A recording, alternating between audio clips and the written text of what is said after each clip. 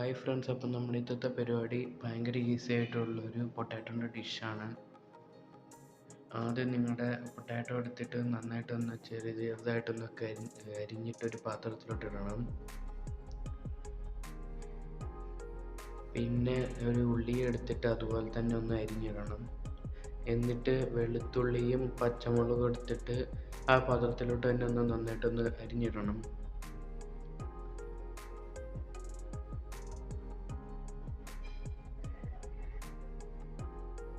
പിന്നെ ഒരു പാൻ എടുത്തിട്ട് ലോ ഹീറ്റിൽ വെച്ചിട്ട് അതിൻ്റെ അകത്തോട്ട് എണ്ണ ഒഴിക്കണം. എണ്ണ ഒഴിച്ചതിൻ്റെ ശേഷം ഇച്ചിരി കടുകും കൂടെ അതിൻ്റെ അകത്തോട്ട് ഇടണം. കടുകിട്ടതിൻ്റെ ശേഷം ഇച്ചിരി ചില്ലി പൗഡറും പിന്നെ മഞ്ഞൾപ്പൊടിയും പിന്നെ മല്ലിപ്പൊടിയും പിന്നെ ഇച്ചിരി ഗരം മസാലയും കൂടെ അതിൻ്റെ അകത്തോട്ട് ഇടണം.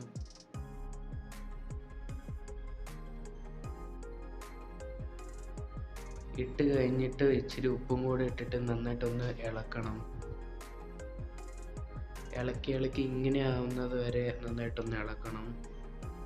ഇങ്ങനെ ആയി കഴിഞ്ഞിട്ട് നമ്മൾ ആക്കി വെച്ച ഉരുളക്കിഴങ്ങ് ഇതിൻ്റെ അകത്തോട്ട് ഇടണം. ഇട്ട് കഴിഞ്ഞിട്ട് നന്നായിട്ടൊന്ന് ഇളക്കണം.